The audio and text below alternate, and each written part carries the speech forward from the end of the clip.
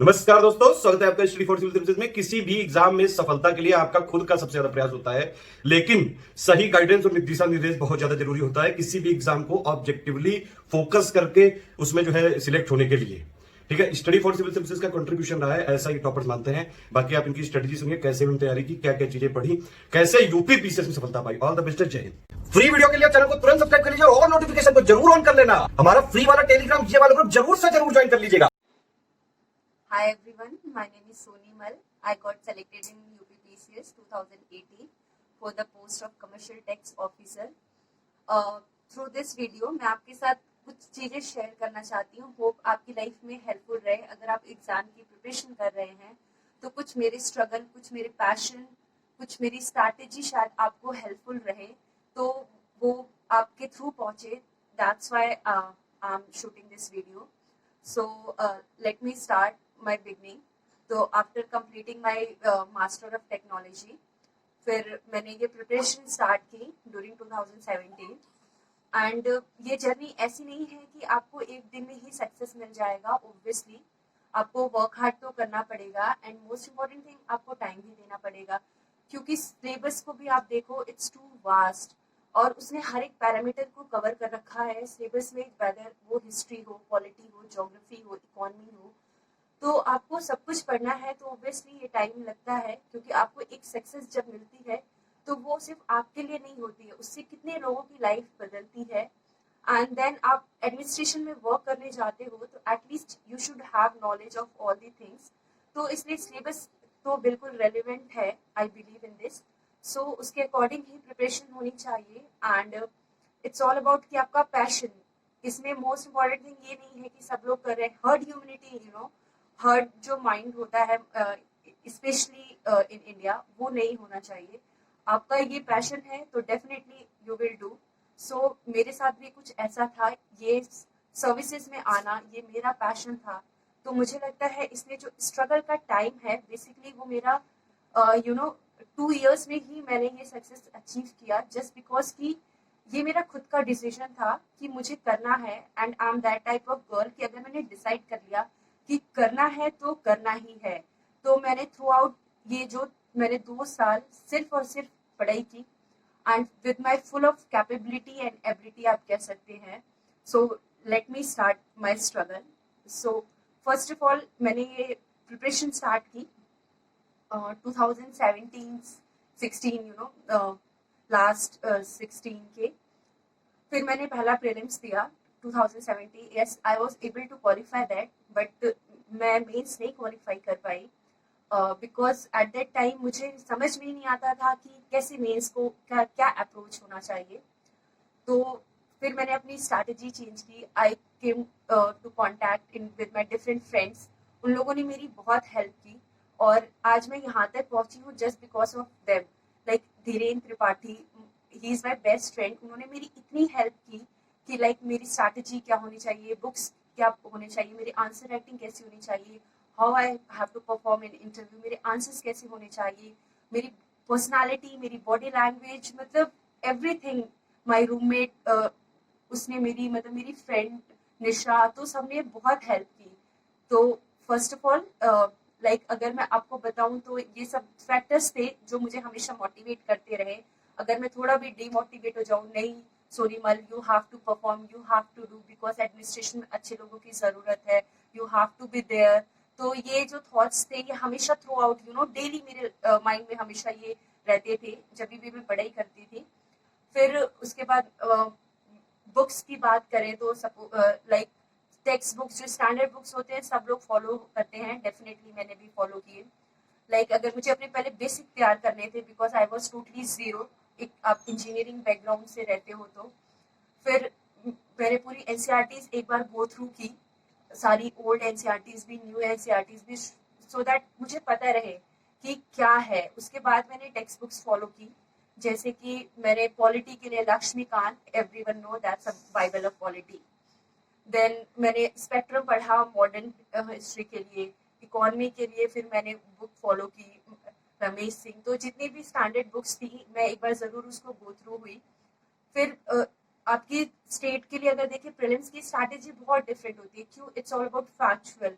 तो आपको सिर्फ ये नहीं है कि एक टेक्स्ट बुक से ही काम हो जाएगा, ऑल्दो आपका एक कंसेप्ट वहाँ पे तैयार हो जाता है, बट फैक्ट्स के लिए फिर यूपीपीसीएस में कैसे क्वेश्चंस आए हैं, तो बार बार क्वेश्चन पेपर को एनालाइज करके देखा मैंने, फिर जितने भी उसके अकॉर्डिंग मैंने प्रिपेयर किया, बहुत सारे सोर्सेज को कलेक्ट किया, लाइक मैं स्टडी फॉर सिविल सर्विसेज के जितने भी पापा वीडियोस थे और करंट के स्पेशली यूपी के लिए, तो it was worth, believe me.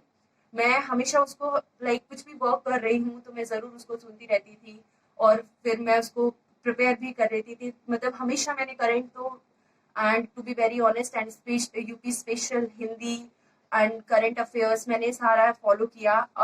तो प्रीलिम्स के लिए तो फिर उसके बाद जितनी भी बुक्स स्पेशली प्रीलिम्स के लिए आती हैं यूपी के लिए, वो सारी बुक्स मैं गो थ्रू भी हुई। मैंने उनको पढ़ा, लाइक घटना चक्र भी एक बार मैं गो थ्रू हो गई थी, सो दैट मेरा स्टैटिक पार्ट तैयार हो जाता। आई बिलीव इन की स्टैटिक पार्ट एंड आपका कंसेप्चुअल पार्ट दोनों पार्ट रेडी होना चाहिए, तो मेरा वो तैयार था। एंड फिर वो फ्रेंड्स के साथ आपका ग्रुप में डिस्कशन होना, सो दैट कि कभी क्वेश्चन ऐसा होता है उन 2 आवर में आप पढ़ते तो हो बट वो क्लिक नहीं करता, बट हाँ आपके डिस्कशंस अगर बहुत हेल्दी रहते हैं विद योर फ्रेंड्स, तो आप यू कैन टिक राइट। तो वो मेरे साथ बहुत ऐसा हुआ, so I feel very blessed and lucky कि I am having Dhiren in my life, कि उनकी वजह से मेरा बहुत हेल्पफुल रहा, ये जर्नी बहुत ईजी हो गया as compare to normal people. तो Nisha used to motivate me, बहन तेरा जरूर हो जाएगा, जरूर होगा, तू इतना वर्क हार्ड करती है। तो और ऐसा नहीं है कि प्रीलिम्स के लिए आपने 6 महीने पढ़े, 3 महीने पढ़े और आप वहां पे जाओ और हो जाए, नहीं।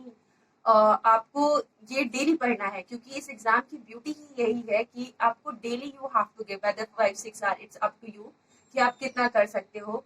But I am laborious type of girl, so मैं थोड़ा, मेरे को ज्यादा टाइम ऐसे लगता है, तो मेरे को 10 आवर 12 आवर्स लगते थे, बट यस मैं डेली मैं डेली पढ़ाई करती थी। और you can say that I start my day with the Hindus, के बिना तो मैं नहीं सोच सकती कि मेरा डे स्टार्ट भी होता है। And 5-6 hour for the current and I mean GS current, तो मैं डेली पढ़ती थी। एंड लाइक हैविंग, क्योंकि इस एग्जाम की नीड भी है कि you should have a very diversified, और ये प्लेटफॉर्म भी यही प्रोवाइड करता है। So I have make my also self कि like I should be like this, कि मुझे भी ऐसे ही बनना है। तो मैं कभी कभी ऐसा नहीं एग्जाम में कि सब कुछ बुकिश ही होता है, यू शुड बी बुकिश नहीं। मैं आई बिलीव अपने आप को मोटिवेट करने के लिए मैं मूवी भी देखती हूँ, वेब सीरीज भी, समटाइम्स नॉवेल्स, अच्छे लोगों से भी मिलती हूँ, अच्छी प्लेसेस पे जाती थी, सो दैट मुझे अच्छा लगे, मैं हमेशा मोटिवेट रहूँ, लोगों को देख के भी, कुछ मूवीज को भी देख के, नॉवल को पढ़ के मुझे अच्छा फील होता था। और आई यूज टू स्टडी डेली, तो मतलब थ्रू आउट मैंने ये 2 साल 3 साल मैंने कंटिन्यूस पढ़ाई की। और फिर उसके बाद मेरा प्रीलिम्स क्वालिफाई हुआ। फिर मेरी स्ट्रैटेजी सिर्फ मेंस की थी, and mains is all about कि आपको एक गाइडेंस बहुत प्रॉपर होना जरूरी है। सिलेबस, सपोज की कोई भी टॉपिक है, सपोज की corona, at least you should have that concept कि आप चारों पेपर से उसको लिंक कर सको।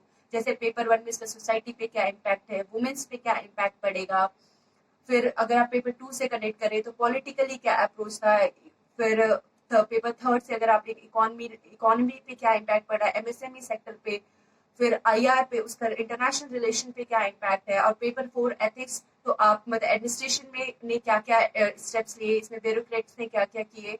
तो आपकी ये स्ट्रैटेजी ऐसी होनी चाहिए। और मेरे फ्रेंड्स ने टोटली यही किया कि ये वाला जो ऐसे थॉट्स थे ये मेरे डेवलप हुए, और सिलेबस का मैंने एक एक टॉपिक की नोट डाउन किया, और उसके 4 advantage, disadvantage, introduction, main part, सब मैंने ऐसे प्रिपेयर किया, और उसको keep discussion with the friends, क्योंकि वहां पे आपको जब वो 3 आवर्स लिखना रहता है, तो आपको कुछ याद नहीं रहता, you have to rush, like लिखना है लिखना है लिखना है। तो वो जब आपकी डिस्कशन बहुत हेल्दी रहते हैं, आप अच्छी जगह से कुछ डेटास कलेक्ट करके लिखते हो, सपोज की स्टडी फॉर सिविल सर्विसेज के मैंने बहुत सारे वीडियोस मीन्स के देखे थे, इनके पेड टेस्ट चलते थे, तो मैंने वो पीडीएफ भी पढ़े थे। तो वो पॉइंट्स में जो आंसर्स थे मैं उनको हमेशा ग्रैप्स कर लेती थी, यस मुझे ये आंसर्स लिखने हैं। तो मेरा हमेशा अप्रोच यही रहता था, अगर सपोज कोई भी करंट में चल रहा, कोई भी टॉपिक रह रहा, सपोज आर्टिकल 370 इस टाइम एब्रोगेट हुआ था, तो मेरे टारगेट, अच्छा इसका क्या इम्पैक्ट पड़ेगा, अच्छा मुझे इसको कैसे लिखना है। तो I use to answer write also 3 to 4 hour daily. तो मैंने मतलब मेरी मेंस की यही स्ट्रैटेजी थी। And let's come about optional subject. तो ऑप्शनल में मेरा टारगेट यही था कि मुझे तो कोई रिसर्च स्कॉलर नहीं बनना है यहाँ पे, it's all about how I can fetch marks. तो मार्क्स का ही सब खेल है। तो मेरे ऑप्शनल सब्जेक्ट ऐसा होना चाहिए कि जो मुझे हेल्प करे एक अच्छे रेपुटेटेड पोस्ट पाने के लिए और एग्जाम को मैं क्वालिफाई कर सकूं. So my friend, one of my friend Kartikeya and Dhiren, obviously Nisha, they all told me कि like your optional in UP should be different study क्योंकि अच्छे मार्क्स मिलते हैं, easily cover up हो जाता है और आपको एक अच्छा एज मिल जाता है. तो मैंने भी वही किया, मैंने डिफेंस स्टडीज लिया एंड मैं इसलिए शायद maybe I am able to qualify this exam also. फिर और तो मैंने यही किया. फिर अगर आप बात करें एसए के लिए, तो एसए के लिए मैं I don't use to write essay daily, but हाँ कि मैं टॉपिक को सपोज कि अगर 3 वो सेक्शन में डिवाइडेड है तो मेरा ये फिक्स था कि I will write on science, I will write, I am good in this, तो I will write in environment, I will write in this. तो ये मेरा श्योर था कि मैं इसी पे ही लिखूंगी. तो मैं प्रिपेयर कर लेती थी एक स्केच पहले से ही कि अच्छा मुझे ये लिखना है. और फिर मैंने मेंस के टेस्ट सीरीज के थ्रू भी मैंने अपने आप को इम्प्रूव किया. मॉडल आंसर्स को पढ़ती थी, देखती थी, बहुत सारे आर्टिकल्स को भी पढ़ती थी. मतलब मुझे थ्रू आउट ये सिर्फ ये लगा कि पढ़ना ही सब कुछ होता है, क्योंकि नॉलेज ऐसी चीज है कि आपको जरूर सक्सेस मिलती है, जरूर मतलब जरूर. मुझे नहीं लगता है कि क्यों ना आपको एक स्टेप बैक लेना पड़े, बट स्टिल आप फिर 2 स्टेप फॉरवर्ड लेते हो और सबकी लाइफ में एक गोल्डन पीरियड आता है. तो आप जो है वहां पे बहुत अच्छा करते हो, क्योंकि it's all about time, it's all about you know situation also, कि सबकी लाइफ में गोल्डन पीरियड आता है और आपने बहुत हार्ड वर्क किया है और आपने इतनी पढ़ाई की है तो डेफिनेटली आप कहीं पे स्टैंड करते हो, क्योंकि नॉलेज आपको सबसे अलग करता है. और ये सर्विसेज स्पेशली, क्योंकि ये आपको ब्यूटीफुल अपने सिलेबस की तरह ब्यूटीफुल बना देता है. क्योंकि सिलेबस ही ऐसा है कि आप थोड़े डिफरेंट हो जाते हो as compare to normal people. तो जितने भी यूपीएससी एंड यूपीपीसीएस के एस्पिरेंट हैं, तो मुझे लगता है कि they are totally different from others, क्योंकि उनका हार्डवर्क ही ऐसा होता है. तो अपने आप को मोटिवेट करने के लिए डेली उनको अपने आप को मोटिवेट करना है, तो they should have the moral support. And seriously I feel blessed and lucky too, because मेरे फ्रेंड्स इतने अच्छे थे. मेरी फैमिली में मेरे ब्रदर डेली ही यूज्ड टू, नहीं यू हैव टू डू, मुझे पता है तुम अच्छा करोगी, यू कैन डू. तो ये मतलब मोटिवेटिंग फैक्टर हमेशा आपकी लाइफ में रहता है, और मेरी लाइफ में भी रहा. Then I was able to qualify mains. फिर मेरे इंटरव्यू की स्ट्रैटेजी, आप खुद सोचो, अगर सिलेबस इतना इसको डाइवर्सिफाइड है तो आपको भी तो बनना पड़ेगा. तो मैं थ्रू आउट ऐसा नहीं था कि मैंने 1 मंथ में इंटरव्यू की प्रिपरेशन की. नो, इट्स टोटली रॉन्ग अगर मैं ये कहूँ तो. मैं डेली अपने आप को इम्प्रूव करती थी अपनी पर्सनालिटी को डेवलप करने के लिए. क्यों ना मैं जॉगिंग करूँ, योगा करूँ, मैंने अपने आप को हमेशा डाइवर्सिफाई करके रखा. लाइक कुकिंग करना, अच्छे थॉट्स को अपने माइंड में डेवलप करना, अच्छे लोगों से बात करना, अच्छे ऐसे थॉट्स लाना. तो ये मेरा हमेशा से अप्रोच रहता था, क्योंकि मुझे लगता था कि जब मैं इंटरव्यू देने जाऊंगी तो my personality and body language should be like that, कि हाँ उनको खुद लगे कि इस एस्पिरेंट को यहाँ पे एडमिनिस्ट्रेशन में होना चाहिए, क्योंकि हार्ड वर्किंग पीपल की बहुत जरूरत है. तो मेरा ये हमेशा से थॉट रहता था. और इंटरव्यू के ड्यूरेशन में मेरे friends, my friend Nisha, she used to call me daily and वो क्वेश्चंस पूछती थी. I used to answer it also in a very that way, जो कमीशन ने जैसे लिया वैसे. फिर मेरे फ्रेंड वो हमेशा 10 to 15 क्वेश्चंस डेली मेरे को रेडी करके रखना रहता था. फिर वो मुझसे शाम में पूछते थे. फिर अगर उसमें मैं नहीं आंसर अच्छा कर पाती थी तो वो मुझे डेफिनेटली बताते थे मुझे ऐसे करना है, वैसे करना है. और फिर आंसर्स को मेरे करेक्ट करना. फिर mock interview also definitely help me. ज्ञान सर हैज मेड एक उन्होंने ग्रुप बनाया था, तो वो बहुत हेल्पफुल रहा, क्योंकि जब इंटरव्यू स्टार्ट हुआ तो जितने भी क्वेश्चंस आते थे उसमें, उसके अकॉर्डिंग ही मैंने प्रिपरेशन की. क्योंकि इंटरव्यू का तो कोई डाइवर्स ऐसा कोई सिलेबस तो है नहीं कि यहाँ से आपको पर्टिकुलरली पूछेंगे, बट हाँ आपको एक रफ आइडिया है कि जीएस पूछ सकते हैं, करंट इश्यूज पूछ सकते हैं, आपके ऑप्शनल सब्जेक्ट.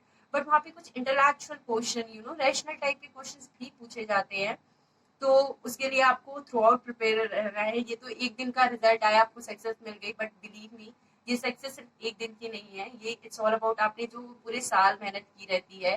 तो ये है. और मुझे नहीं पता कि बिना पढ़े कैसे होता है, बट मुझे ऐसा लगता है कि जिंदगी में पढ़ाई के सिवा कुछ नहीं है. आपको पढ़ना ही पड़ेगा, आगे बढ़ना है. एंड ऐसे आप बोल सकते हैं अब्दुल कलाम जी भी कहते थे कि मतलब आपको दूसरों से अलग होना है, लाइफ में कुछ अच्छा करना है, तो it's all about book and knowledge. और मैं इसको टोटली सपोर्ट करती हूँ, बिलीव करती हूँ और फॉलो करती हूँ. सो आई होप आप मेरे कुछ स्ट्रगल, कुछ मेरे हार्ड वर्क और मेरे कुछ सक्सेस से अगर कुछ सीख पाए तो मुझे बहुत अच्छा लगेगा. Thank you.